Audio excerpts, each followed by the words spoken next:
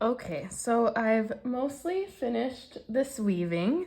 The things that are left to do for it to be finished is clean up the back and the loose ends, take it off the loom, tie up the ends so it doesn't move, and then get it on the dowel.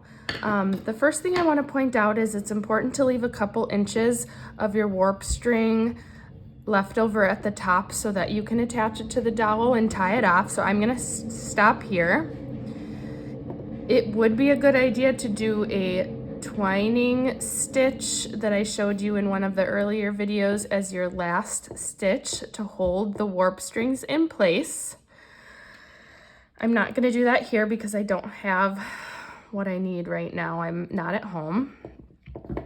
So this is the back of what my weaving currently looks like. There's a lot of loose ends. The reason why I kind of, you can certainly tuck in your loose ends as you go. I usually just do it all at once. Sometimes I do half of my weaving and leave it and keep looking at it and decide to change something. And I like to know that I'm totally done with my piece before I tuck the ends in case I want to change something. So when tucking in your ends, I like to worry about the roving first because when the roving's tucked in, I can see more of my weaving. It's not totally necessary to tuck all your ends in. When I first started weaving, I just left it. I would kind of tuck in stuff so you couldn't see it from the front. It's nice to tuck them in so that when you hang your piece, it lays really flat against the wall. And in addition, it's just nice to have a nice finished product. So what you do to tuck in your ends, I'm gonna start with the roving, is you just kind of weave it back into your piece, but you wanna do it in such a way that you can't really see it from the front. So you kind of have to think a little bit about what you're doing. I'm taking this last little bit of roving and just tucking it behind a warp string. It's kind of hard because it's a little piece here. And pulling it through. I might do it behind one more. And then if this piece of roving were longer, you could trim it.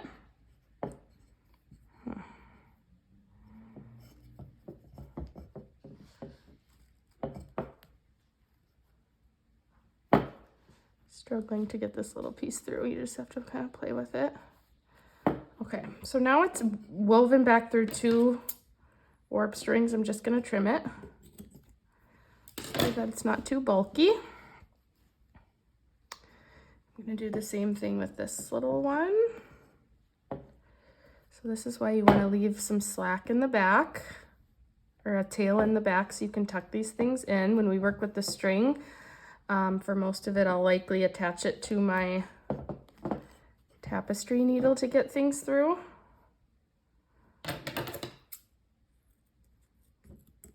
Always be really careful you don't accidentally cut any of your warp strings or anything like that.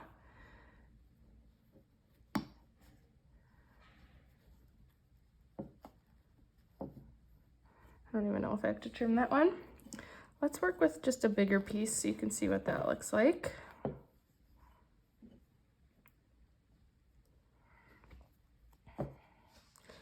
So 2 different pieces, and it doesn't have to be perfect. I'm just finding another warp string, tucking it under. I'm tucking it under warp string, like a row that has to do with the roving so that the colors don't get too intertwined. If I tucked it like kind of up behind some white yarn, you might be able to see it from the front.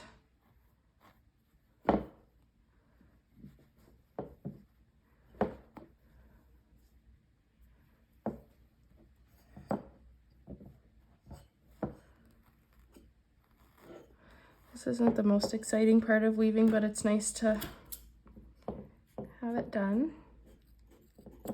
You can always check the front and make sure you didn't do anything to make it look different. It'll need fluffing at the end, but so that's kind of how you do the roving.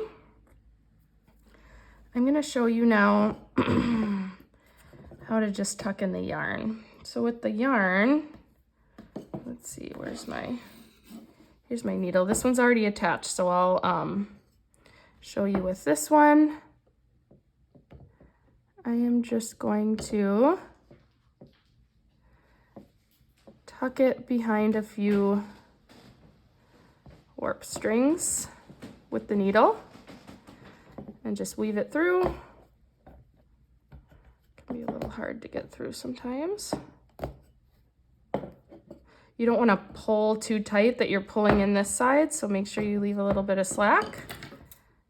And then trim it. I'll do one more here. Let's see.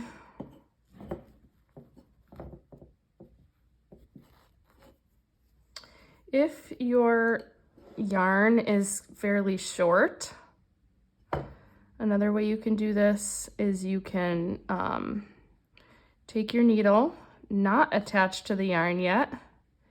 You can go up and down. This is just another way you can do it. Pull the needle partially through. Then see if you can get this yarn through the needle.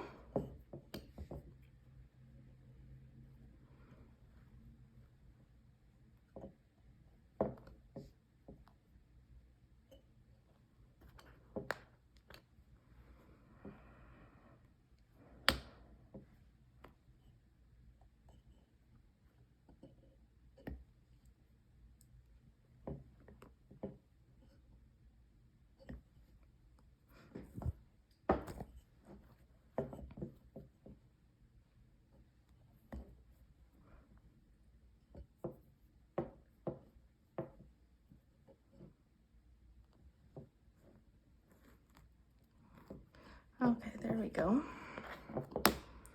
And then just pull the yarn through a different way. And make sure when you pull, you don't pull so hard that you create a gap. If I pulled harder, see how there's a gap or a hole in the weaving forming? I want to make sure you don't do that. I'll do one more since that last one was so hard for me.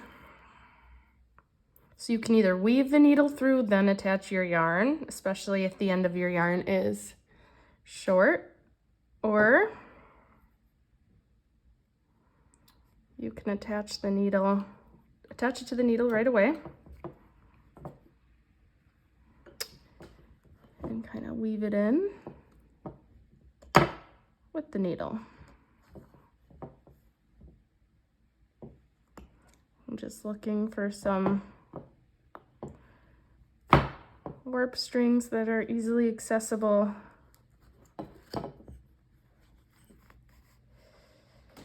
And pulling it through, but not pulling it too tight.